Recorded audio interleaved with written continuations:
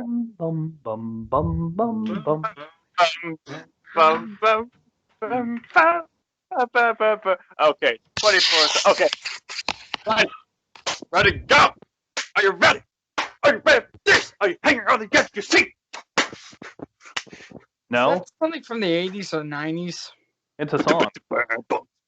Like that, like a song. That's another Are one. you- Bites.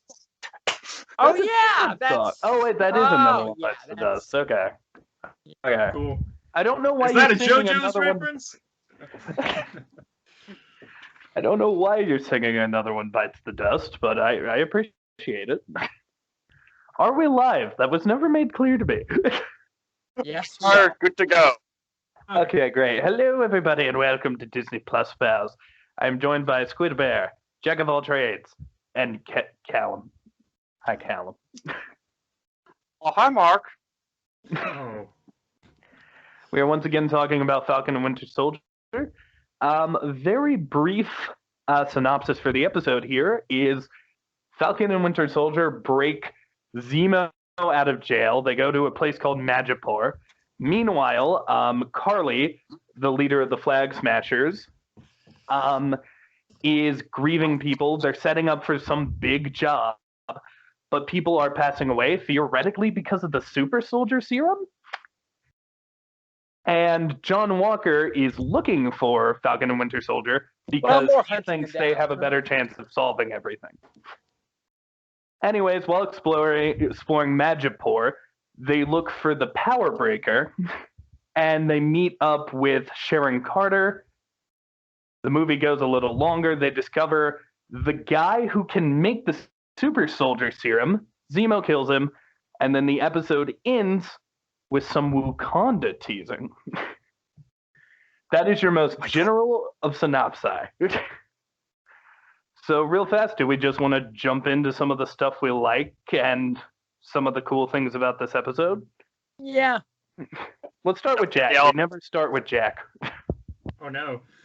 Yeah. I'll breeze through my notes because I don't want to stay around too long. I liked the advert at the start, the ad for the GRC. Yeah, I think like that. they're going hard on that. Remind me what that is. I think it's like that's the organization that's helping out the people who came back in the snap. Yes, the Global Reparation Council. And it's. I think it's an allegory, kind of. Yeah, probably. The show definitely likes to play around with that stuff. Yeah. Curious what's going on with them, how they're gonna tie into the These story, if miniatures they're just a love- thing. Sorry, you can go. These miniseries do love their adverts from inside their universes. Yeah, that's another thing. 2 Marvel shows so far, and they both have fake commercials. But actually, one of them had an actual person who was in a commercial. Samuel Jackson usually is in commercials, and he's doing like pretending like he's in a real commercial, but he's just in a fake commercial. But because in WandaVision, he was doing a credit card commercial, if I'm correct, then like he usually does. That was a promotional. So get this. I actually fell for that same commercial. Samuel L. Jackson did a real commercial about an actual credit card that was called the Quicksilver credit card. Oh, And wow. everybody thought it was part of the show, including myself. But no, that is not in WandaVision. I Did you not completely watch missed WandaVision, that. Brooks? What? WandaVision was good. You should watch it, dude. But moving forward, something I really liked about this episode was I've always liked Zemo in the MCU. I specifically really liked him He's in Civil underrated. War. I think specifically like in the MCU, he's a bit underrated. I think Civil War, his plan was a little convoluted, but I liked that he was able to execute it. I liked his scenes with Bucky. But here I like that they gave him a little more of a personality, like he wasn't just evil for the sake of evil. He was making jokes. He was chilling. He was a real person. But the second it came down to it, he shot a dude in the face and he didn't think twice. I kind of like that. It almost makes you forget that he's the villain. I like the fact that he killed the guy. I did like it. But here's the like thing. One thing. I like that he was talking to everyone, and he was being cool. He was one of the gang. He was part of the mission. The entire time he's cracking jokes. You get that scene where he's dancing. Yes. You kind of forget that this is Baron Zemo. So in that shot where they're talking to the doctor who made the super soldier serum, of course he shot the dude in the face. He didn't want that getting out there. And he didn't even think twice. He didn't make a joke. He didn't look to the camera and wink. He took out a gun, he shot him, and we saw the evil Zemo we remember from Civil War. I like it. I like it that too. He's a person who has drive. Yes. Yes, he does a drive. But I have one thing to say. You can make a villain good like this, but if you want to here's how to make a real pure evil villain and still make him work. Like absolutely no redeemable traits at all. You gotta make him have absolute drive, absolute vision, and a real. And you gotta make him do a lot of action, a lot of bad stuff, and he's gotta care about nothing, not even himself. That's called true nihilism. And that's how you make a true evil. But if you want to make a more relatable evil villain, then go with this, or make a likable evil villain. Just go with this. Yeah, I think what they're doing with him is pretty good. Villains that are evil can still be done very deep. Like we've seen that with Fire Lord Ozai, for example, from Avatar. But I think that with Zemo specifically, he is not that, and I kind of like it. Like from the beginning, it was my family died, and now I just don't want there to be superheroes or Avengers whatsoever. And from his perspective, he's the good guy, which I kind of like. Like he even is able to talk to Sharon Carter and relate because the law screwed her over too. I don't know. I just really like this new, deeper look at Zemo. I think, I believe the actor's name is Daniel Bruhl. I think he's doing amazing work as the character. And honestly, I want to see him in more stuff besides Falcon and Winter Soldier. Me too. And this is what I've been saying on the last video when they did introduce Zemo. I want him to have more character and to have more stuff about him. And I got it here too. So I was pretty satisfied with what I got. And I can't wait to see him more in future products and in future episodes. Wishes and prayers. Oh, what was that, dude? Wishes and prayers granted. What did I like about this episode in particular? I mean, get the alpha out of the room. Zemo, yeah, Zemo, fun villain, fun tactics, great guy, smart character, dancing on the spot, smart guy, Zemo. That's basically the short version. Honestly, does anyone else remember anything much aside from Zemo? Anyway. I have one thing to say. One more thing. I do love that they're trying to stay closer to what he is in the comics with the fur jacket and the mask. Hopefully, maybe they'll do the Deadpool style and maybe make it white. Since it worked on Deadpool, it can work on probably Zemo.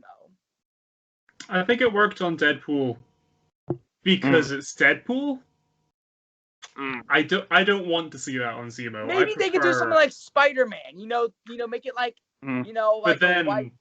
You have the problem if that was Stark tech. That was super advanced stuff. Zemo's just some rich guy. No, but you could wearing just a make balaclava it like basically you here. Just like a paper, like plastic, or like you can just make it like little like. Are you saying like add a visor or something?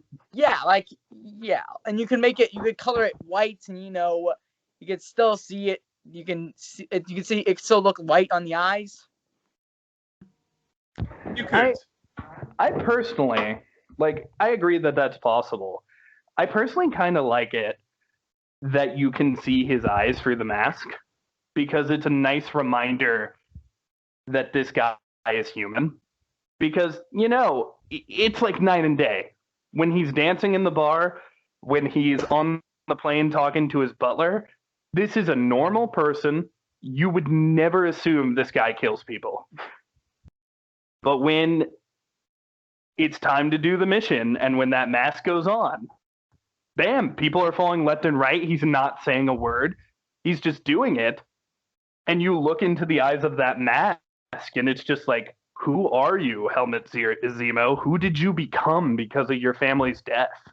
But here's the thing. He even hands food to his allies, which, by the way, there's a common trope called the Alliance of Convenience, where a villain teams up with the heroes, and that's what they're doing here. Yeah, Everyone's of course. favorite cliche. Yeah. But eventually, they'll be enemies again. That is by far my favorite trope ever, when the hero and the villain has to team up. It's just so cool. Yeah. And it's done a lot in, like, other media, or, like, especially the comics. Although, with Zemo, I guess this is the last thing I'll say with Zemo. There was one scene that kind of weirded me out a little. Like, I got it. I got it when, like, he was dancing in the club. I thought that was cool. When he was hanging out and cracking jokes, that's fine. There's a scene where he brings Falcon and Bucky biscuits. And just for me, I was like, what are you doing? Why are you bringing them food? Are you their butler? What's happening here? You're a supervillain. He's endearing himself to them. Imagine if you saw this, if the original Zemo did this. Like, it would be totally weird. If the original Zemo did this, those biscuits would be poisoned. Yes. However, did you guys notice the little detail? Because actually, what you brought up, Jack, might not be wrong, where he's endearing himself. When Falcon is talking about how they used Isaiah's blood, in the background, it's very blurry, but you can just see Zemo's head move. And I was like, he just registers that. He's like, okay. You just told him how they made the super soldier serum. I think the worry there isn't so much that... So Isaiah's in deep crap, right? Yes, is that Zemo wants rid of super soldiers, and he now knows, oh, there's another one called Isaiah out there. And actually, that was pretty dumb on the heroes, actually. Though, to be fair, at that point, like, I didn't notice it hardcore either, and I don't think, like, Callum was just like, wait, what? I don't think anyone noticed it. I didn't register until you said that he noticeably registers what they said, yeah. Yeah, the only reason I noticed it is because I was watching with a friend, and we were like, both like looking at the scenes and stuff and trying to find those little details. That extra pair of eyes, yeah. I have one thing to say. At least Zemo doesn't know where Isaiah is, so there's likely a chance that Isaiah won't be killed. But he's So you're saying there's a chance? Yes! Callum, did you have any scenes besides Zemo you liked about this episode? And if you didn't, that's okay. Maybe that's a criticism in and of itself. I mean, the whole series is not quite grabbing me as one division, but there's still some great character development here and there, and one or two scenes where sometimes they do have some bit of character development, even amongst some tense action. There's a scene where Falcon and Bucky have to stay undercover, but Falcon's cover is blown when he gets a call from Sarah at the worst possible time, and he's getting to know how the boat business is coming along. And I remember just saying there, just after the scene, I'm just thinking, this is why you turn your phone off when you're Or at turn work. off the ringer. Turn off the ringer. Although I kind of liked that Anthony Mackie was really kind of playing it and convincing them for a hot second, where he was like, yeah I'm gonna kill that banker. It was working. By the way, I can't remember the name, but the character that Bucky dresses up as is actually a Marvel character. Bucky was just Winter Soldier, but Sam was... Oh, that's what I meant. Yeah, Smiling Tiger? Yeah, in the comics, Smiling Tiger he's very different than what he is in the movies.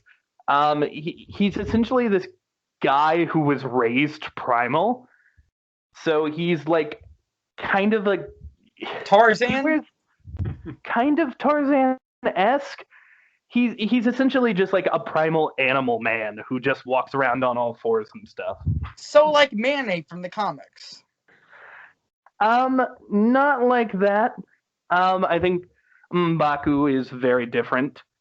But I do think that this was a decent change, I guess. I don't care anything about this like low tier, unimportant Marvel character. I think it's a fine change. Like you said, how in the comics he crawls around on all fours, just in my head. The woman they go visit, whose name I've forgotten, says, "Oh, you're taller than I was told," because he's standing upright rather than crawling. I think her name was Selfie. Yeah, I wasn't. Was she in Selfie. the Let's go with comics that. too? Yes, Her she name has is- tech powers. What? Tech What? power? Dude, you're in Madripoor, baby. Everybody you meet is gonna have a name.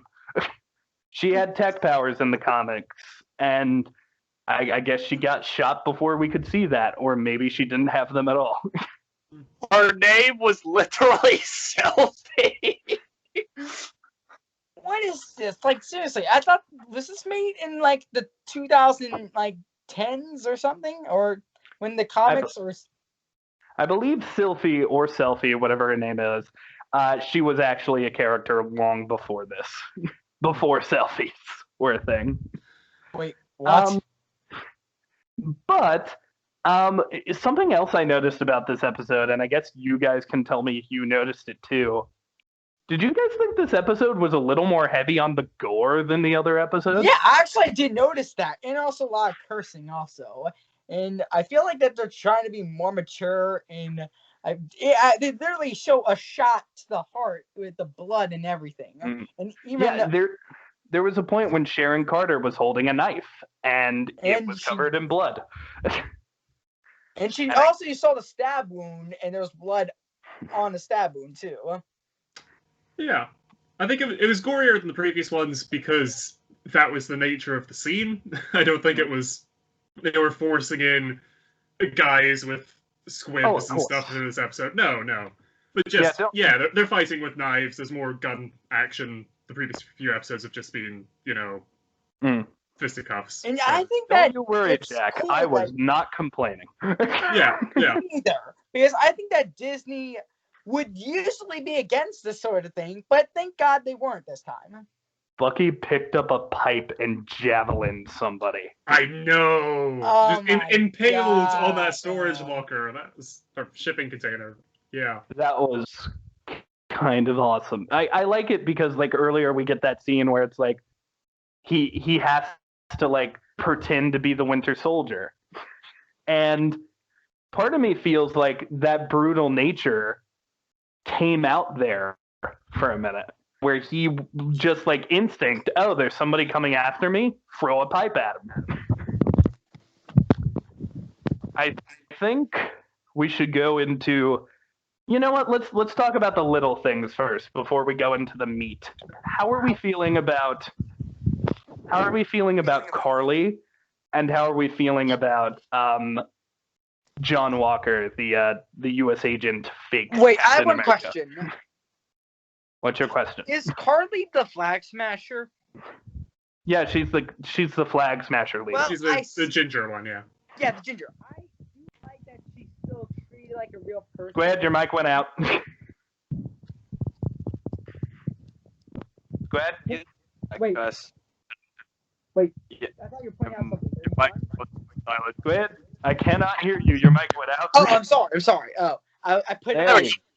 I put my thumb on the speaker. Sorry.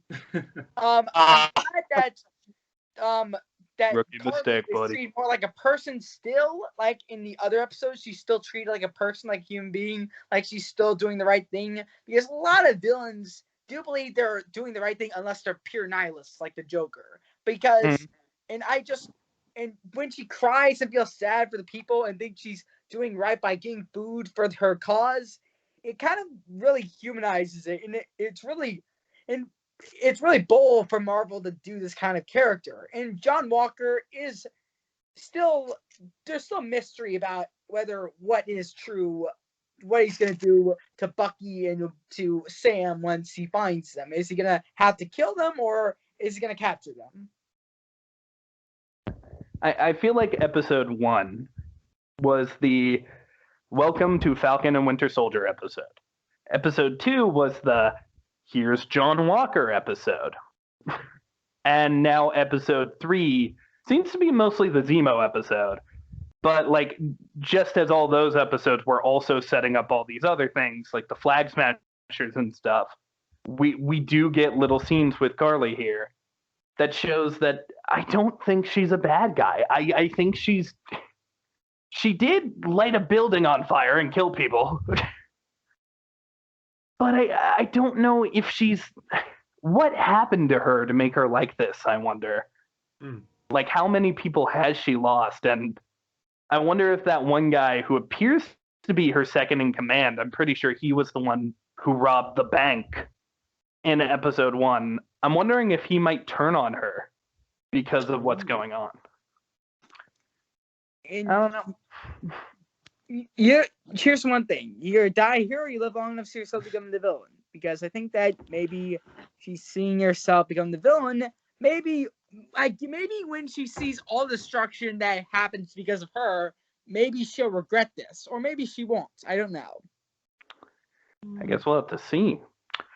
Did you guys have anything to add about Flag Smashers or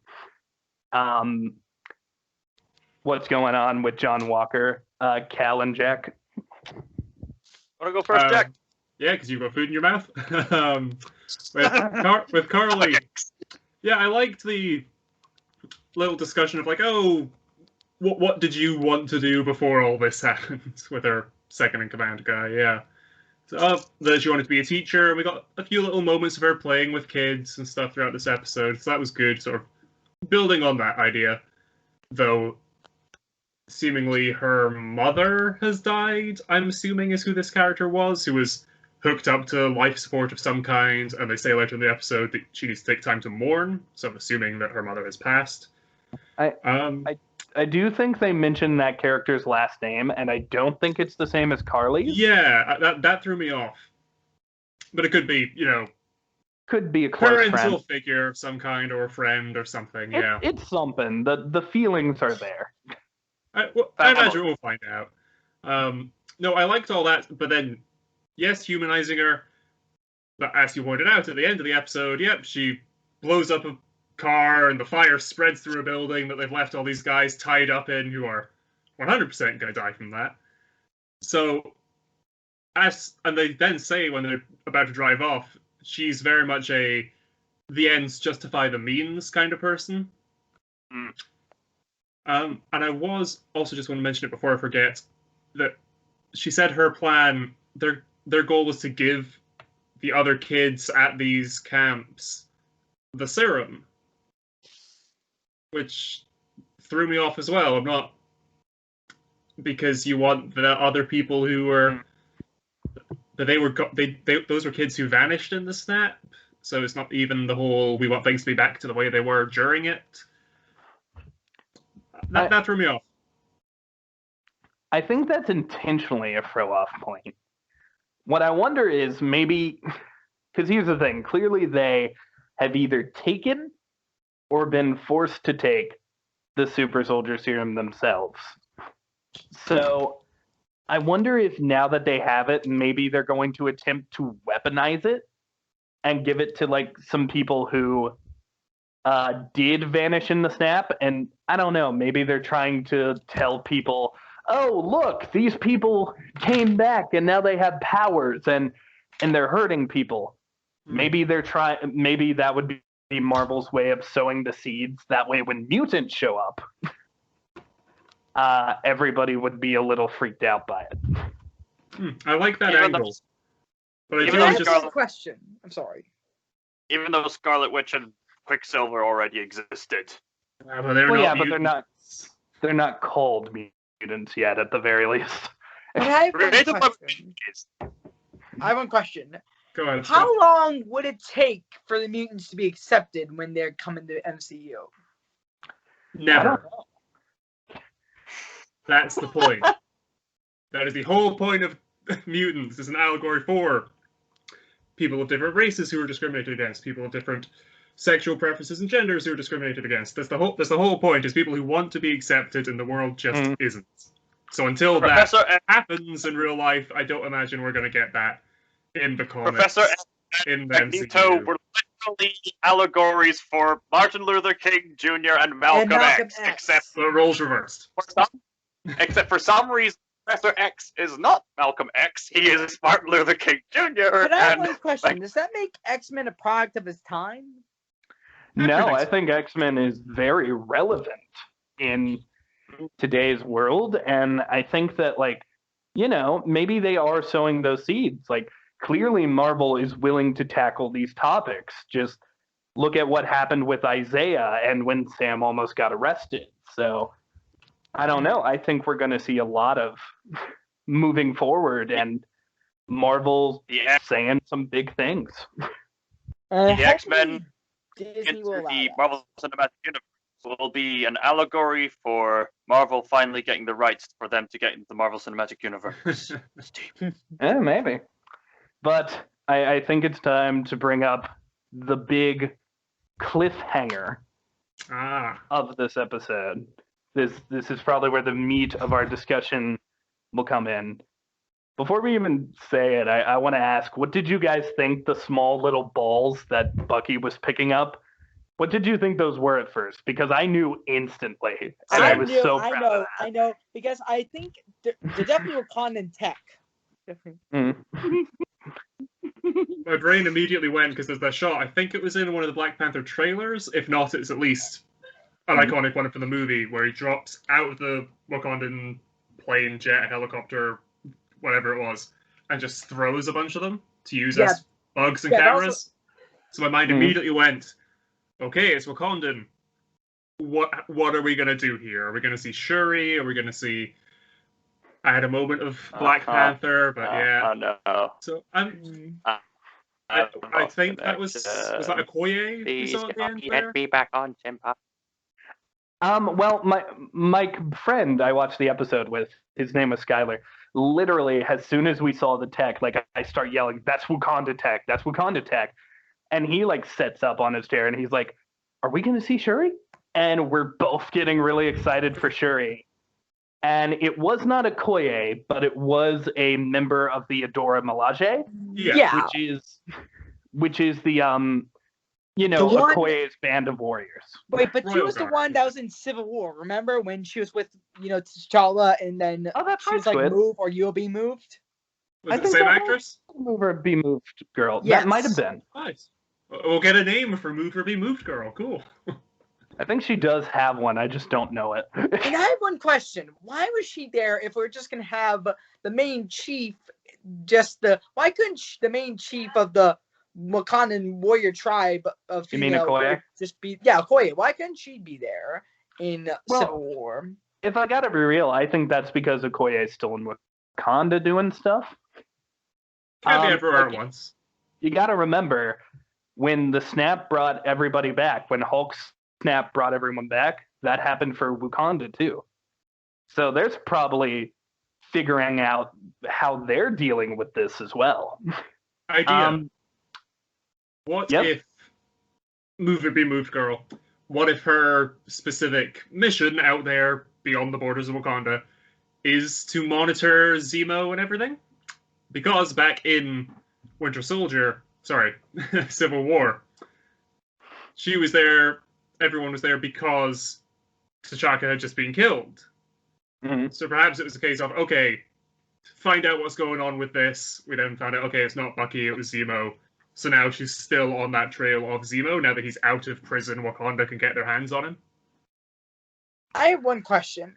What if T'Challa was snapped and stays snapped? I know that wouldn't be good for the finale of Endgame, but since, the actor died, maybe it would be pass away. Fitting for him to stay snapped because he can't be in the movie. They'll find a way. No, I don't want the state snapped, but they will need, of course, some explanation. Because you might they get can't hints get towards someone that to just in this series. but they can't get someone to, just CGI him. It wouldn't be fitting to the actor. I am curious if we're going to get some of those answers in the next episode.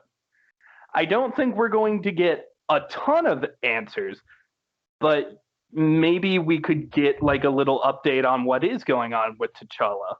Maybe they could speak about that a little bit because, of course, Chadwick Boseman's work as the character was amazing. And, it's unfortunate that his story, the story of T'Challa will end here. But I think the legacy that actor is leaving behind is going to go miles in the MCU. And I have one thing to say. Sorry. Well, let me finish my thought first. You finish. Sorry. With what's happening here, I think we might actually be onto something, Jack. Because earlier in one of our predictions, we talked about how, I think it was me trying to justify how Torres could become a Falcon. Right. I remember being like, maybe this whole episode is going to be about transformations.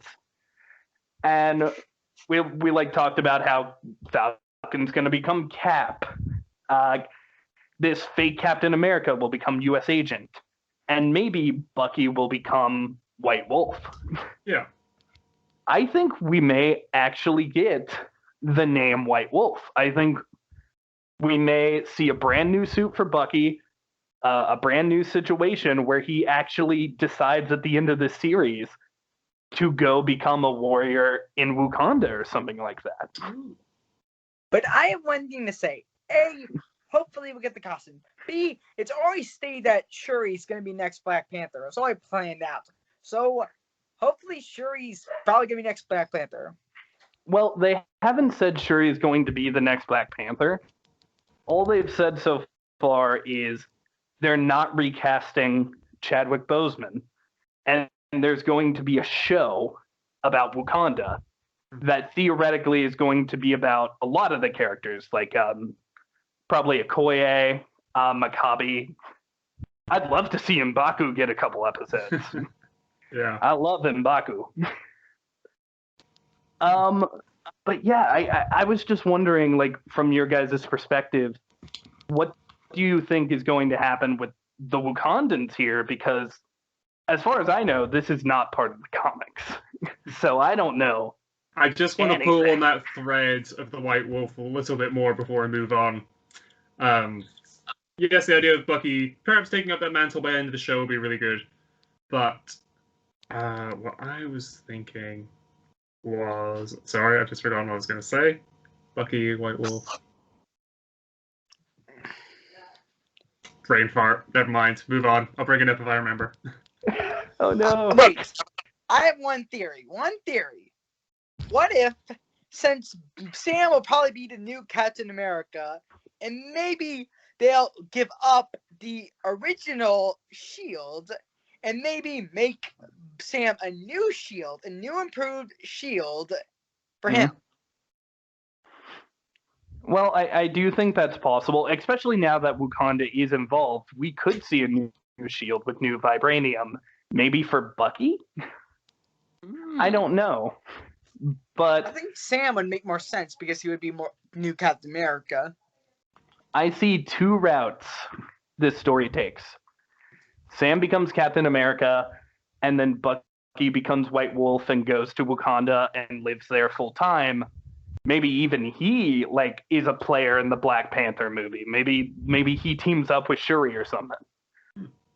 Which of these timelines do they win? Or alternatively, I think they both become Captain America. And I think the reason this lady is here is to play off what Jack was saying. They're there for Zemo because Zemo killed one of their kings.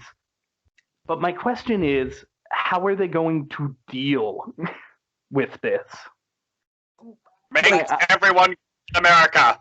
I got a cool idea. Maybe because when everyone's Captain America, I got a cool idea. What will be? Wait, I got a cool idea. What if Bucky and Sam both become Captain America, and then they make a new? They kind of use the old Captain America shield, and then with new vibranium and then make a completely different thing altogether, and so that it can split into 2 shields and then back to 1 shield. That seems much more complicated than them both having their own shield, but I kind of like it. Thank you. Yeah. I like that idea because it was brought up in this episode again by Sam. It's like, oh, I should have just destroyed it. But then Bucky says, no, because it's a symbol to me and all these other people, and here's what it represents. So I like your idea, Squid, of them reforging the shield and making it changing a little more Falcon specific, perhaps. But I hope they keep it, because I think that's a good medium between, as presented in this episode, the 2 extremes of keep it or destroy it. Is destroy it, melt it down, make it into something new. It still maintains the symbolism and everything, but it's no longer Steve's. I'm sorry, guys, but but if they are going to keep the old shield, then at least they should upgrade it. Add some new stuff to it. Yes, agreed. They shall take the shield to Rivendell and get the elves to forge it. Yes. Yeah. Frankly, I don't know if they'll get into that. They could, because now that Wakanda is a thing, vibranium is an option. So it's very possible that maybe this woman. Well, it's very possible that maybe this woman who showed up is actually there as kind of a babysitter. Like, she's there to keep an eye on them and make sure Zemo doesn't get away. So maybe we're seeing another member of the team. Maybe we're seeing a character that will be developed.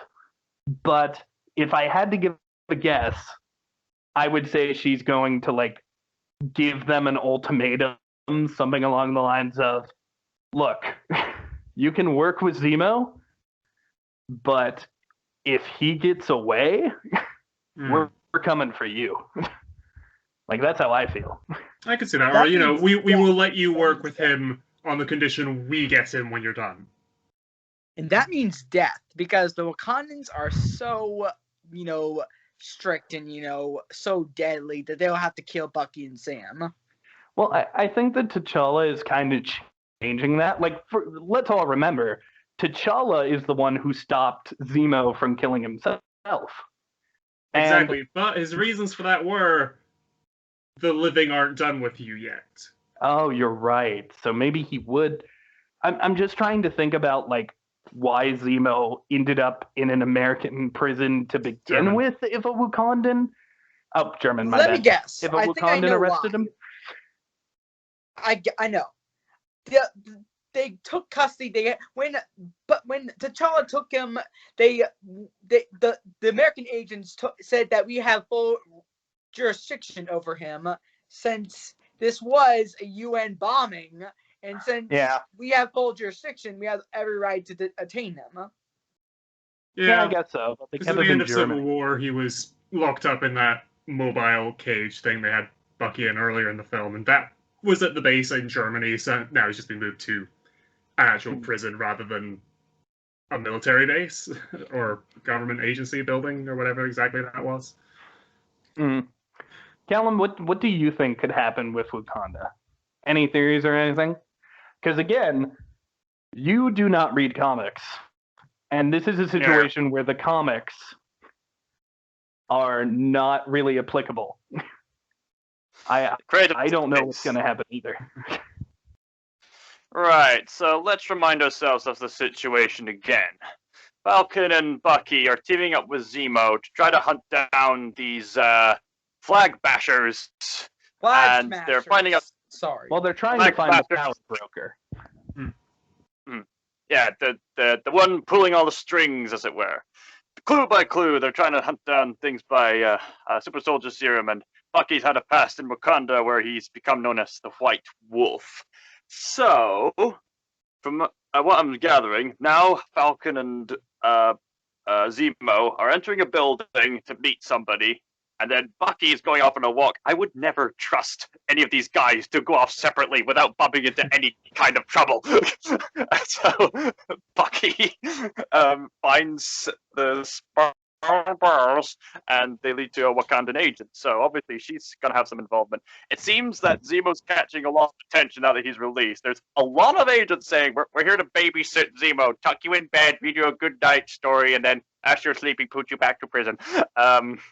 There's plenty of people on the lookout for Falcon and Bucky alongside the new Captain America, of course, John Walker. So they're gonna, as far as we know, they're gonna keep finding the clues, and a conflict is inevitable. Honestly, John's probably gonna. I don't know if he's going to either team up or apprehend Falcon and Bucky next time he sees them. Although, chances are, if he sees them with Zemo, yeah, no question, you're going in with us. Yes, Brooks, you have So something is to say. this gonna be Civil War 2? I don't Yeah. think. Zemo, you have a terrible Zemo, you have a terrible habit of causing civil wars. To the point Well, where if Zemo serves his time in prison, he's gonna get out. Hey guys, I'm home. Where have you been for so long? Family civil war. I'm in retirement now. We shouldn't let this person have retirement. Retirement civil war. Yeah. I don't think they'll do Civil War 2 this early, especially with that movie not being announced yet. Yeah, I guarantee you, if they do actual Civil War 2, it will be a situation of Captain Marvel probably versus War Machine. Yeah. 'Cause Tony's gone, yeah. But because in the comics it was originally Iron Man, and since he's KO, Well, what I like though is they're kind of like setting up War Machine for something. Like I like that there was a situation where Sam needed to talk to a friendly face, and that face was Rhodey. I love that he was just in the first episode to be there, and who knows, maybe he'll be in another. Yeah. I don't want to see the War Machine suit in this series, but I would love to see Rhodey come back. Otherwise, it would be called Falcon and Winter Soldier and War Machine. Featuring But Zemo. And want- Zemo, and the Dora Milaje, and Agent 13, And I have one starring thing to U.S. say. Agent. and Battlestar. Yes, Squid. If they start a Civil War 2, in Avengers Endgame, Rhodey and Captain Marvel clearly kind of had a thing with each other, so it could be interesting if they had a love, and it would be kind of a battle between lovers. And Well, in the comics, they do date. Yeah. I know. That'd be an interesting idea. Down the line, once we've had more development story with Rhodey again, Armor Wars showdown. Honestly, I'd love to see Rhodey in Captain Marvel too. The more and more they chuck into that movie, the more I'm kind of getting excited for it. But I've remembered that White Wolf thing I was going to say earlier. Go ahead, Jack. So the way that I headcanon classify it is every named character who was in the big final fight at Endgame counts as an Avenger, because Cap did the whole Avengers Assemble and they all charged. But no one in this world counts the Winter Soldier as an Avenger yet. That was pretty clearly spelled out when they go to this one bar, Magipur. Everyone's like, "Oh, it's the Winter Soldier." They didn't. No one had the knowledge that he was present for all these Avengers level threats. I think his involvement's been sort of kept on the down low for now.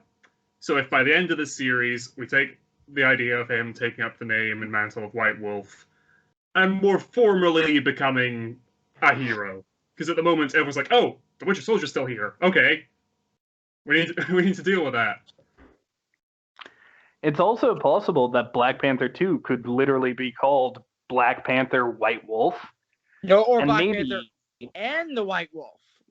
Well, what could happen in this series? Like maybe just to like have everything on the table, because I would love it if he becomes a hero, Jack. But I think it's also possible that Bucky could in this show has an enemy of Wakanda. Oh no. Because That's a good idea. Actually, wait. Actually, in the comics, the White Wolf is actually a villain to Black Panther. he's a bit of an anti-hero, actually. he helps out here and there, but like he has his own thing going on, and he is not Bucky in the comics. I know that. I knew that. But I do think they could play with that, where maybe Bucky does end up helping Zemo in some way, or does let Zemo go by accident. Like, essentially, right here, we could have the setup of whatever is happening with Zemo, Bucky is now using up the goodwill he had with the Wakandans. So maybe when the movie happens, there's a problem between the two characters. So there's a bit of friction, yeah. I don't know, though. I have no idea. I'd love to see a White Wolf costume. Frankly, I just want to see Bucky get some more screen time, because just like how I was all about Vision and WandaVision, I am all about Winter Soldier in this. He is Sebastian Stan.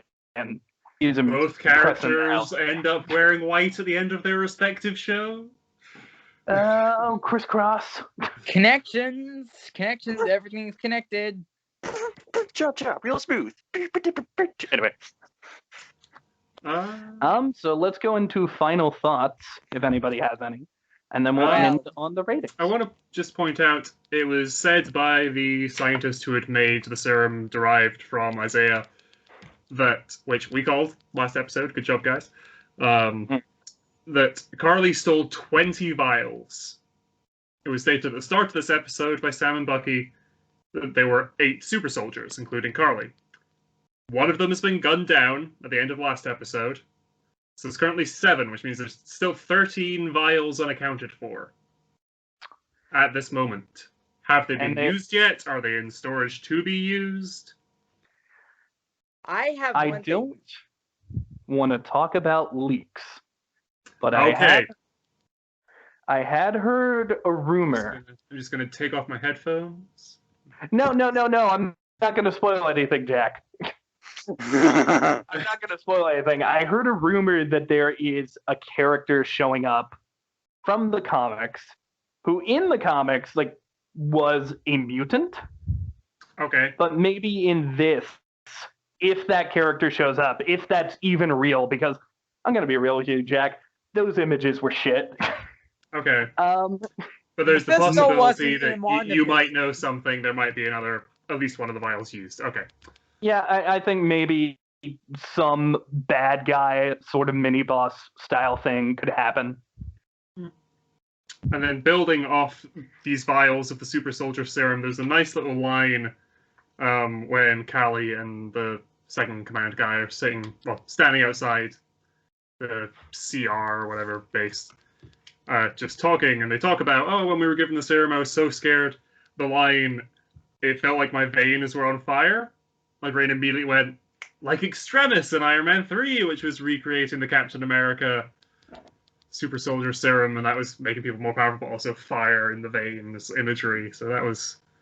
I wonder if that's just a one-line little callback, if there's going to be some other correlation there. Just picked up on that. Maybe they found it, they recreated the Extremis, or maybe perfected it. Like, remember what the character in that movie was trying to do, and they finally did it. Well, again, we know this batch is derived from Isaiah specifically. So it might just be a general thing that, Erskine got right, and it was nice getting a name drop from him before in this episode. But, it's just a thing sort of throughout the serum. If you don't get it quite right, it's a bit painful to... Okay, if this is Extremis, then they have to reveal that they have to breathe fire, or they have to do something with flame. I don't. I want to clarify. I don't think it's Extremis. That was just a one line of it felt like the veins were on fire. There's a correlation here, but I don't know if they are the same thing. I doubt it. I think, where are those vials? That's such an interesting question. I think they're on the move with the Flag Smashers, because again, they were loading them into the plane, and the Power Broker's men were coming after them. I imagine the Flag Smashers have them on the move. They know where they are. We will find out later. Well, I don't think they're stationary. I'm wondering what the thing is, because that lady who was dying, I wonder if Carly could have given her the super soldier serum to, like, save her. So I wonder if she is saving the serum for something super important. I have one thing to say. Since there is more super soldier serums out there, what if Ross gets hold of, like I said in the last one, what if Ross gets hold of one of them and then gets Hulk's blood and recreates it and then becomes Red Hulk? I mean, it could be possible. There is also, I'm not saying this is him, but there's also confirmed by the director going to be a cameo in episode 5. Okay. Now, I'm just going to throw out the prediction that it is Paul Bettany in a white suit. Once again. Not even Vision, it's just Paul Bettany wearing a white suit and tie. Bettany. It is literally actor Paul Bettany saying, "Hey, we catch you again." And then the episode ends. But he walks on screen in a Luke Skywalker cosplay. I would love that. No, I like your idea that Ross ends up with a vial by the end of this. Because again, like I said, there's 13 unaccounted for at the moment. So him ending up with at least one, I could see that. And then in She-Hulk, maybe, I can already kind of see how this works. If he gets it from, yeah, okay. Well, the reason She-Hulk gets her powers is because she was Hulk's cousin who was dying. And Bruce Banner, even though he had the Hulk's blood in him, had to give her a blood transfusion or she was going to die. So I'm wondering if maybe during the blood transfusion, Ross gets the blood. Or after the fact, it's like, yeah, the government's confiscating this. This is too dangerous to be left in a hospital in the middle of nowhere. Oh yeah, of course. I think Ross could pull some strings. I would even love it if it was like secretly Ross arranged for Jennifer Walters to be like injured. That way, paid off a hitman to shoot her in the leg, sort of thing, Yeah, like the Joker, Joker's not a hitman. No. In The Killing Joke, he literally shot someone in the spine or like in the leg. Barbara Gordon, yeah.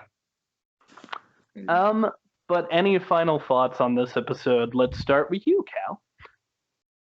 Let's hope this hitman doesn't take nude photos of this victim after shooting them in the leg. Anyway, That's also what Joker did.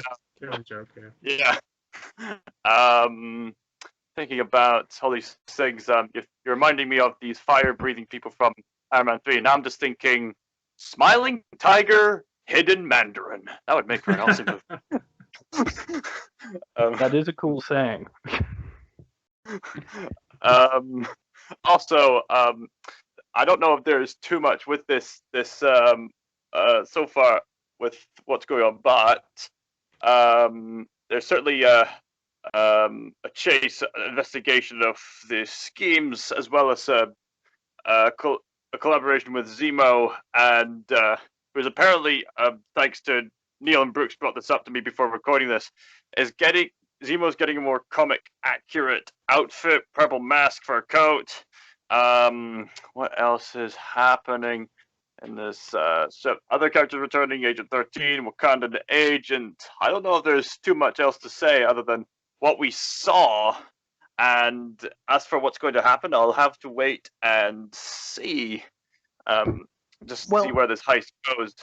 Specifically with you, Cal, I do want to bring it up again because, this is technically the halfway point of the series.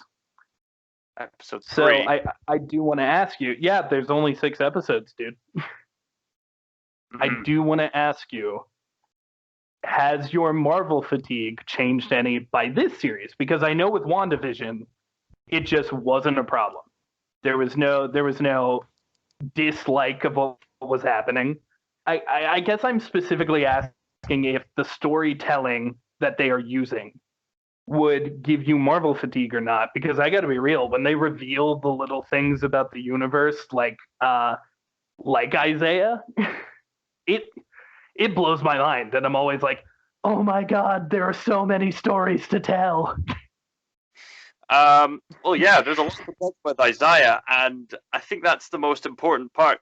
They should concentrate on what made the MCU work in the first place, and keep going with that. The character development. That's what the Marvel Cinematic Universe excels at. And don't I mean, forget the interactions. Yeah, people can complain all they want, like about Marvel. Formulaic. Yeah.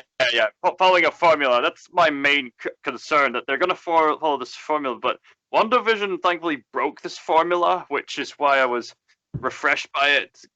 This show, however, is leading back on this formula, but it's still kind of new. It's a mini series, and it's a bit more grounded, and it's focusing more on the characters. So I'd say whatever it is they're doing, give it a bit of variety. Keep focusing on the characters. That'll keep us engaged.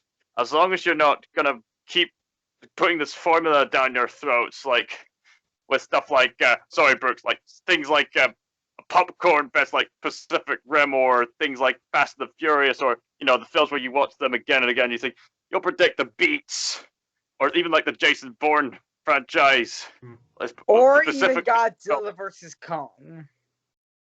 I mean, if you're gonna turn your brain off and enjoy them, do. But if you're looking for serious, deep thematic storytelling, if it keeps going with this kind of formula, unfortunately, you may have to look elsewhere. But go watch anime. Yeah. What have we learned? Watch anime. Yeah. So if Marvel keeps up the character development, which has a staple in saying, we are more than just popcorn fest. We can say something. We can stay relevant. We can impact the society, and we might not even have to do it in a way that shoves it down your throat as such. Which there are some projects where I'm fearing that's going to take a turn with like some obvious agendas. But I'm liking what they're doing so far, so I'll stay. Yeah. All right, I'm glad to hear that you're sticking around in the MCU, even though you thought Endgame was a good ending, buddy. I'm glad you'll ride the train with me. But what is your rating for this particular episode?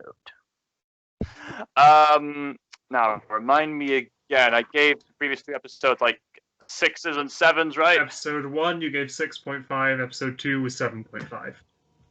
Thank you, Jack. Keeping track. You're so cool, Jack. Yeah, Jackie Jack is keeping me back on track. Samurai Jack. Stop stalling.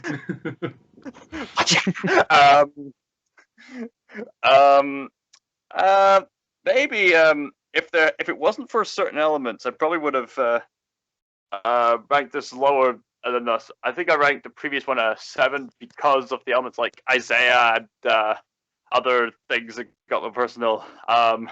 Okay, what did I like about this episode? Zemo is particularly, yes. And yes, they're following the clues. There's a bit more character development. There's a few more indications of things happening. I think I'm probably going to give this a 6.5 again. Maybe it didn't quite get to me, but I think Zemo definitely keeps it. Zemo motivates this episode, if you ask me. I think a 6.5 is a fine rating. Jack, you said you were going up as well today. Yes. I just want to quickly give sort of final thoughts. Go ahead, my dude. Yeah. Daniel Bruhl as Zemo was amazing this episode. I loved him. I like last episode ended off on the promise of we're going to break Zemo out of jail. And I'm glad we dealt with that before the credits even rolled. We didn't. The prison breakout of Zemo, which he did largely by himself. It was literally Bucky throws a note to some guy. Zemo gets out himself beyond that point. That's all before we even get the Falcon Winter Soldier title card. I'm glad we delivered on that promise right off the bat. Dealt with all that. It's got that out of the way. I want to point out, during the fight in the bar at Madripoor, when Bucky is acting all Winter Soldier-y and beating up this guy, people start pulling out their phones and filming him there. So I imagine that's going to go a bit viral online. Winter Soldier sighted in a bar, beating up this guy. I can't imagine that's going to do too well for his public image. They're setting shit up, man. Oh, look, he's fighting with Zemo. Arrest that jerk. Yeah, clearly I defending wonder if- Zemo. Honestly, Jack, I think you may have unintentionally predicted how the Wakandans found him. Ah, that's a Smiling good point. tiger doing the arm jerk. Bucky starts fighting in a bar. Someone takes out their phone, films it. Zemo's in the footage. Wakanda sees that. But here's the Nice. thing. The Wakandans definitely knew that he wouldn't go out of control because they're the ones who cured him. Yes. But then, Yeah, you know, no, he's they also probably just came because they saw Zemo with him. yeah. Yeah. Just to I be didn't sure. figure that when the sniper bullet through the window killed selfie woman, I didn't click that was Sharon until we saw the blonde hair and the hoodie. I'm like, okay, cool. Really great set. The lighting, I loved the music. I loved the whole Madripoor segment of this episode. It was like a dilapidated train station that the sort of shanty town was built on top of. That was great. The fight and the hidden lab at the storage crate area, that sort of shipping dock, that was really cool. In Bristol, there are some like cafes and restaurants and stuff that are built in shipping containers down by the riverside as well. So that just reminded me a bit of where I'm living now. And I really love that's a good setting for a fight scene because you can hide behind them, go inside them. I was a little thrown off at the start of that, just Sharon just fighting with a club with a metal. It was Sharon Carter with a lead pipe at the harbor, fighting the guys without a gun. But then throughout the fight, she works her way up, throwing knives, and then up to a gun and shooting guys. Just felt a little odd that she didn't have that right off the bat, but equally, Disney, this is meant to be one of our protagonists. We're not gonna just have her going around executing people like the Punisher. So that was fair. Since there are going to be R-rated movies in the future under Disney, so they could do that. Yes. But I don't think this... I don't know what the age rating was for this show, but I'm pretty sure it's not R. It's 14. Yeah. I do like, however, that even though you're right, it's not R, they seem to be getting away with a lot of stuff. Again, man skewered on pipe. Hell, other shows I've seen saw a little guy just get blasted out of his head, his body. I like the... That was in 14. That was a 14 show. I liked that Sharon, she's on the run because she stole all this stuff from the government to help Cap's team out. That was good. The Google joke was funny, of course. I love Sam, Bucky, and Zemo as a trio. I almost don't want Zemo to be manipulating or double-crossing them at any point. I just like this uneasy alliance between the three. When Sharon brings them in and says, okay, get changed for this party, Sam gets dressed, Bucky sits on the sofa, and Zemo goes for a drink. I love these three. I think that's the big trick of this episode. Once again, which I loved. I just love how Zemo in this episode is so charming, so funny, and so cool that you really forget. It's somewhere in between the dance scene and the drink. You just really forget he's the villain. That way, when he shoots the dude, it's so like jarring and powerful. And it's not out of character in the slightest for him. He doesn't want any more superheroes. Here's the guy who knows how to make more. And I have one thing. Problem I wonder if real life evil people are like that, you know? Yeah. And another thing is, like, what Zemo did there, like shooting a guy in the head, it's no more brutal than Falcon dropping people out of the sky during the opening action scene. Again, Bucky impales a person. I'm just saying, I expect a conversation in one of these episodes where someone goes, "We are not so different, you and I." And then someone else has to go, "Yeah, but he's right." Yeah, we're not. They were building the parallels between Zemo and the others. It's like, oh yeah, we've all been locked up in cages by the government. We've all been imprisoned. I like that they tied that in. We're not so different, Austin Powers. I have a question. I really want Zemo's coat. I really want... I saw the coat, I'm like, I want that. But then when he finally put on the mask in this episode, I'm like, okay, because he's wearing a mask and you don't need to see my face, I'm going to cosplay this Zemo at some point. Hey, Jack, I love this coat. That's on my to-do list. Agree. Jack, I love this coat, but you gotta agree, the comics is way more flashier and way more cooler. depends on the comic you're reading. Again, Baron Zebra, as we talked about. I'm not talking before. about that. I'm talking about the original. Well, here's the thing. I've In seen the comics, I've seen a bunch of Zemo designs. here's the thing, Squid. In the comics, this actually is one of Zemo's costumes. Oh. He has several. Oh, You can't just strictly say in the comics, because the Well, comics I'm gonna are say a medium. Avengers It's not Earth's all one Mightiest story. Heroes. Yeah, Yeah. I like his swanky suit, and I think that could be cool to see. Hmm. But honestly, if it's Thanks just for the this, purple. I'm okay. If it's just this, I'm good. Okay, Now is it it's my only turn? the- My final thoughts? Well, we need Jeff's Yes. rating, but I do Well, quickly want to say that if only there was another character in Marvel who has a purple costume, maybe we could see that. Batroc the Leaper. Yeah, And him. Hawkeye, don't forget. Oh, that certainly Yes. isn't what I was alluding to. But you Certainly know not. you loved it. I know. I want. Go ahead, Jack. What's your rating? Last thing before my talk about my score and And I'm stuff. that I sorry, took note Jack, of. I'm sorry if I was No, interrupting. You're perfectly fine, man. Is when are we going back to Sokovia? Because that was brought up this episode, that it doesn't exist anymore as a country. The neighboring nations all just took over that land as soon as the Avengers and everything left, so destroyed. Mhm. But Zemo says, "Oh, did either of you visit the memorial?" And I assume that's the statue that we saw him at in the trailer. So I think we're gonna be heading back to some remnants of Sokovia in the coming few episodes, and I'm looking forward to that, because it's in my head, the post-credit scene of WandaVision, I was like, oh, she's in a little log cabin, perhaps, in Sokovia, but Sokovia's gone, so that idea's out the window. Yeah, I have no idea. I do think you're right about that statue from the trailer being the memorial. So I'm wondering, why do they go to Sokovia? What's going to happen in Sokovia? Yeah. My best guess is that, Zemo's going to work with them until he decides not to. Perhaps he'll head back there, so everyone will chase after him to that point.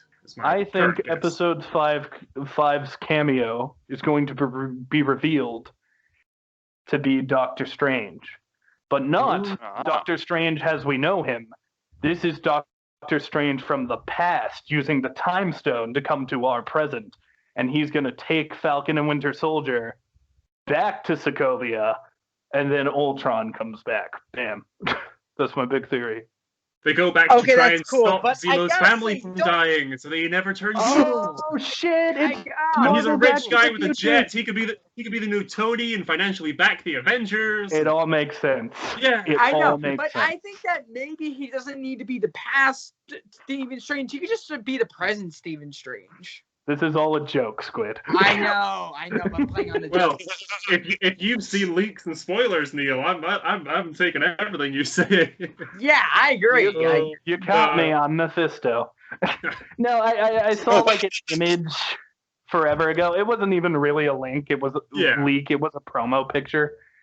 And in the background was a blurry dude who everyone's like, this is a supervillain. And I'm like, I don't know, guys. I don't know. Like everyone wondering with the set photos from the Spider-Man film, oh, what important Marvel character is Tom Holland's little brother playing? He literally said he's just a bank robber or something. Yeah, I think it's just a cameo. But no, this episode, I enjoyed this one a lot more than the previous two. What you asked Callum about Marvel fatigue, and was it starting to set in now at this halfway point? For me, I think I was a little worried about having Marvel fatigue with the previous two episodes, where I'm like, okay, there were some high points that I really liked, but we're just following these two guys around. Two guys that I like, but we're just following them around. Here's an action scene or two. That felt a little Marvel formulaic for me. And while, yes, now we're going to this new location, Madripoor, which I've never heard of. It's in the comics, but I really liked it in this episode, so I'm going to look up some stories that occur there in the comics, and I'll do a bit of reading on that. But while this episode does still fit into the Marvel formula, I really liked this. I really enjoyed this episode, so I'm not worried about fatigue yet. And I think I gave the previous 2 episodes 5s. I'm jumping up to a 7 for this. I quite enjoyed this episode. From the music to the sets, the costuming. I'm sure at that bar where there's the fights, I'm sure people will look through and all these extras or some deep cut one-off villains. It's like, oh, there's Polka Dot Man, you know? No, I really liked this episode. 7 out of 10 for me. I mean, I agree with you. I thought this episode was very fun. I love the action scene. I love the tease with Wakanda. I loved all of this. However, I think the thing that I loved most, and this is why my rating's actually going down, is for me, I was getting really into like the deep dives into the characters. Like for episode 1, all that stuff with the bank loan and Sam not being ready for the shield. I got super into that. Bucky and the old man, of course. And then episode 2, all the Isaiah stuff, it just blew my mind. Here, I do think we still get some of that, and we get some great Zemo stuff. But it felt less to me. Like this felt like the let's explain where the plot is going, and let's go to this new location and figure some shit out episode. Which is not a bad episode. Position, get it out, AS, baby! Anyway. I mean, yes, yeah, you're right. That's a nostalgia critic joke that is applicable to this. But if I can just pull on that a little, I don't want to interrupt or delay this a bit, but I felt there was some pretty heavy-handed exposition in some previous episodes compared to this. It's literally of course. Falcon and Torres sit down at a cafe, and Torres is like, "Okay, here are the bad guys. Here's what they're doing. Here's their MO. Here's how they're doing it." Oh yeah, I agree with you. But like with that, like for me, it like I wasn't even really complaining about the exposition. I just thought, like, you know, we go into this room and we talk to this person. Then we go into this other room and talk to this other person. That person dies after a phone call. I just think for the other 2, it was like faster pace with that exposition. Where here it was like a little bit of a drag. Again, I'm not insulting the episode. I'm still giving this a very high rating. But I do think it fell a little for me. And I think the best parts of this show are when they focus on the heart of these characters. And I do think that's coming up. I think when we get that memorial scene, we're going to see a side of Zemo we've maybe never seen before, where he is properly grieving his family. But with that, I am going to drop. I gave the first 2 episodes an 8.5, both of them, and I'm dropping to 7. I still think it was a great episode. I loved it. I loved the action. Really digging this show, honestly. Like, I loved WandaVision, but this show keeps hitting chords with me specifically where I'm like, oh my gosh, this is so cool. I would be interested to look back at my rankings for WandaVision and compare the 2. But for this one, it's a 7. I don't think this show is going to get as high a rating as WandaVision despite its anticlimactic finale, but maybe the next 3 episodes will surprise us. Anything's possible, but not everything is probable. I did give the WandaVision episode a 10 out of 10, so that's going to be hard to beat. But out of curiosity, which episode was that? Oh, episode 8. Okay. The one where they talk about, like, Wanda's backstory and everything. Yeah, I'll jump back and check out this Lunatic's video on that. Please, Disney+Pals Pals, everyone watching, go check out that video as well. I'll be watching it after we finish recording this. Okay. I love it. I even reviewed all of WandaVision, if anyone wants to watch that. Squid, go ahead. What's your rating? So, about Marvel fatigue, I pretty much had it during WandaVision, but when I first started talking to you guys about this show, it kind of got me out of the fatigue and got me a little bit excited, and I did not even look at the end credits for any like Easter eggs for WandaVision or even for Falcon, and now I'm starting to look at it and get more interested. But also, I did love Zemo. I've been wanting more of Zemo, and I got more Zemo, exactly what I wanted with him out of this episode, and I really like it. And I'm just gonna give my ratings 7 out of 5. 7 out of 5. 7 Just a out quick of one. 10. 7 out of 5? No, 7.5. Okay, where does that scale up to out Oh, of 10? 7.5 out of Okay. 10. Yes. Okay, so you liked the episode. Okay, I thought that we were in some sort of universe where 5 comes after 7. Oh no! You see, Brooks was going beyond plus ultra with his ranking system. Nice. Well, in total then, out of 40 for this episode, that's a 28, same as last week overall score from us there. Oh, nice. All right. But still a general curve up. We started at 27, now we've plateaued at 28. See where we go in the next half. I do think the next episode, just to like throw out one more thing I want to say before the end, like no big discussion or anything. I think that this episode was a lot of setup, because even though the episode is called The Power Broker, we still haven't seen him. Yes, I was expecting to see him this episode, but that threw me off. Which leads me to believe maybe the Power Broker is someone we've seen before. And there are 2 characters that come to my mind when I think about this. Either A, this could have something to do with, I think the character's name is Bill Foster, the guy who became Goliath. Yep. Lawrence Fishburne and Ant-Man and the Wasp. Or alternatively, maybe Thunderbolt Ross is the Power Broker? I don't know. But I think whatever this big cameo in episode 5 is, confirmed by the director, I think that's going to blow us away. And I think episode 5 may be where we get some really high ratings, where we see some really amazing stuff. But for now, the show's really good, and that's enough. I just want to throw another name into the ring there for possible power brokers. I was thinking, what sort of characters could it be? Though it's not exactly his field. Justin Hammer is a name I want to throw in the ring.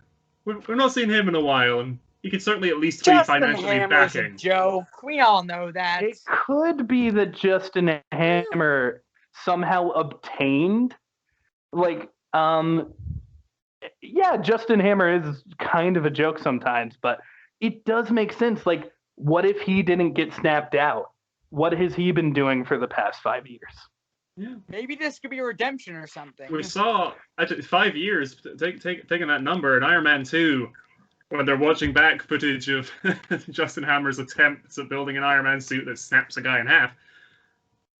Tony says, "Oh yeah, my best prediction, 4 or 5 years or something," doesn't he say, for when Hammer would be at his level? Don't know. Yep. That just came to mind. But no, I'm throwing Hammer's name in the ring. That would be my guess. Out of, if it's an MCU character we've already met, Hammer's my guess. I mean, part of me wonders if there's gonna be somebody in Black Widow that could be the power broker, but I haven't seen Black Widow, so I don't know. And taking note of our guesses. One question before we go. We're right. I have one question before we go. What TV show is after this show? Loki. Yes, we've got Loki State. I believe after Loki is Black Widow, in terms of what's coming out. And I know somewhere this year, sometime this year, What If is coming out, and Miss Marvel. Oh, I forgot about Miss Marvel. Actually, that's gonna be interesting. That'll be a fun one. I'm excited.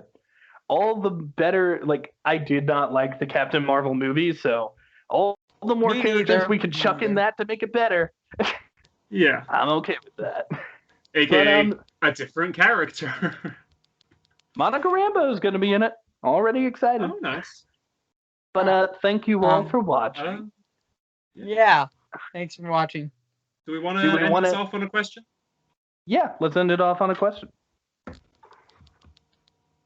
I'll ask today, if you guys don't mind. Let's see. In this episode, we saw the villains working with the heroes. What is a cool villain and hero team up you would like to see in the MCU? Oh, I need to think. I want to take Loki off the table. No one is allowed to say Loki, okay? Okay, no Lokis. I'm There's thinking the about problem that Marvel's, they kill off a lot of their villains. They do I kill got a lot Who's of them. left? I have one. What's yours, Since- Squid? In the comics, Thanos and Infinity Gauntlet teamed up with the Avengers to defeat Nebula. What if they bring back Thanos, even in a deleted scene that the Ancient One said that anyone can be reversed back, like sat back, like Thanos could be sat back, and Thanos There are teams ways up to with bring the back Avengers. Thanos. I think that would be neat to see, like, maybe. I've always theorized that in Doctor Strange 2, they should open with some of the endings to Avengers Endgame that Doctor Strange saw. Like, I like that. where it's I only saw one where we won, and maybe he sees ones where they did kill Thanos, but the Infinity Stones were a temptation, and Iron Man turned evil. Or maybe there's an ending where Thanos regretted his choice, and now they're going back in time to try and stop Thanos with the help of Thanos. Or an About- ending where Nebula gets the gauntlets, and they can do it like the comics. about Iron Man being tempted by the Infinity Stones, they have the Ring of Power for Pete's sake. For Absolute power corrupts absolutely. That is true. yeah. And the Soul Stone, the Reality Stone, seems to play a little bit with the whole, yes, use me, I am the Aether. But wait, Nebula in the comics was corrupted by the Infinity Gauntlet, so yes. Also, Marvel What If could have What If Thanos regretted his choice. Oh. So it is possible. Yeah. Anything's possible in that show. Mm-hmm. But yeah, I think that could be cool. Honestly, I was going to pick Mysterio and Loki because I think that would be such a cool thing. But they're both kind of villains. And one has I'm ready. I guess that if we're not doing Loki, I mean, I love me some Hawkeye, so he'll be my hero. And I'd love to see him do some stuff with Scarlet Witch as the villain, because it seems like at the end of WandaVision, they're setting her up as a villain, or at least a villainous character. So since these two characters have been friends this entire time in the MCU, I would love to see Hawkeye have to team up with her, help her get her kids back, and then towards the end of this team up, realize that she's going too far, she's going to destroy the universe, and then he has to turn on her. I'd love to see that. You mean the multiverse? Multiverse, a universe, no clue. She might destroy one or all of them. I've thought of a rivalry that some Marvel characters could deal with. I mean, this is highly unlikely to happen. Again, anything's possible, but not everything's probable. This is a highly improbable collaboration between Marvel characters and former rivals that they've had. I propose that Marvel team up with DC. Who's the supervillain here? Yeah, just Superman, Batman, Justice League. Yeah, the Justice League. They hired. I mean, they fired Spider-Man from the Justice League once, and they've had their rivalry. I'm trying to see who gets to sell the better comics. They've had their ups and downs, and they've even had their own crossover games with other crossover games, with Marvel being in Disney Infinity and DC being in Lego Dimensions, which Jack has. So yeah, I mean, DC and Marvel, I think it's about time they teamed up and made up for all that time of comic book rivalry and just take out some ultimate greater force, as long as they don't get carried away with boasting rights or anything like that, you see. You heard it here first, folks. Callum wants the Amalgam universe to be canon. Comic book fans out there will know what I'm talking about. But Understood Jack, do you have reference. anyone? So, I've got a little diorama of just a bunch of like the Lego figures of the heroes, the villains facing off, and I was looking at that to go, okay, they're dead, they're dead, they're dead, they're dead, they're dead. Taserface, yeah. Who's left? I'm looking at my like villains lineup. It's like Hela, yeah, no. The Mandarin, no, that's Trevor Slattery. He's. of my setup here, there's Aisha from Guardians 2. I think that's it, unless Mysterio is still alive, which I'm hoping for. But Vulture's no, still alive. Villain, yeah, villain. I'm gonna go with. I have to say Vulture. Vulture. Guess my villain, Michael Keaton, who is seemingly teaming up with Morbius, who is already a hero / anti-villain / we'll see what's happening with that film. But no, I'd want Vulture, and purely for the fight scenes, it would enable. Let's have Vulture and Falcon team up. I'd like a lot of aerial combat fighting. They both have like that'd be weaponized wings. Bird versus bird. We've seen Sam use it as a shield. We've seen the Vulture use his wings as like scissors. They're both quite dexterous appendages. So there's a lot of fun you can do with that. And then after credit scene of this team up, Taurus shows up. And he's actually a Birdman. Actual crossover of a Birdman. Oh, speaking of Birdman. Yeah. Someone says, watch out for that Birdman, and Michael Keaton just turns. Okay, so wait, are we done? Yep, we're finishing up here, so everyone look at the descriptions if you want to check out these fine people. But if you need to be vocally reminded of that, this is a weird way to say plug yourselves. Guys, plug yourselves. Squid Bear. One day will change it to Squid Wolf because I like wolves better than bears now. Good one. That's a good reason. Callum? I am doing stuff. I just want to wish everyone a happy Easter, and I've been doing various stuff. Various stuff is happening, and various stuff is awesome. Yeah. Where can they find your various stuff? it's mainly I'm mainly doing various stuff on YouTube right now. Mainly I've been doing some like Easter-based stuff on YouTube with like being Easter and Passover and whatnot. On Instagram, I've been somewhat active. I've also been promoting a new art channel that I have, just called Cal McCritchie Art. You can find it on Instagram and on YouTube, and hopefully in the description down below.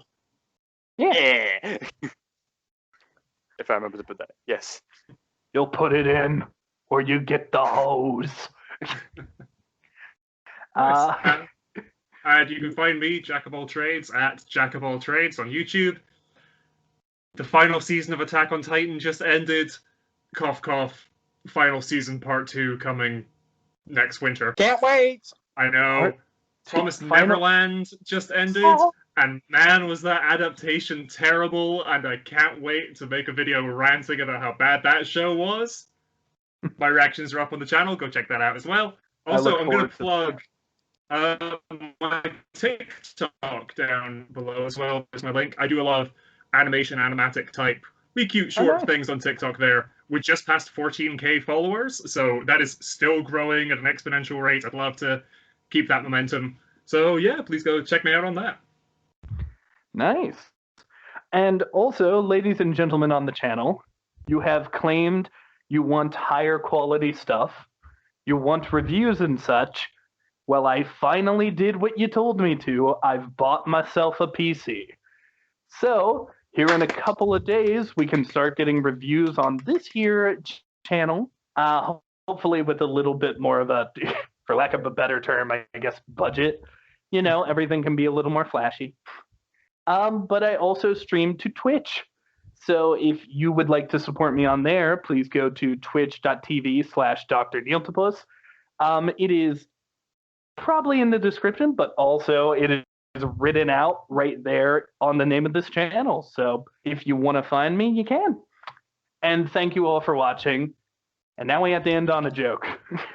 So, Callum, say something funny. I think half Falcon, half man is funny enough as it is, right? You know what? You're right. Just end it. Yeah. Bye, guys. Just end it. Adios, amigos. And boop.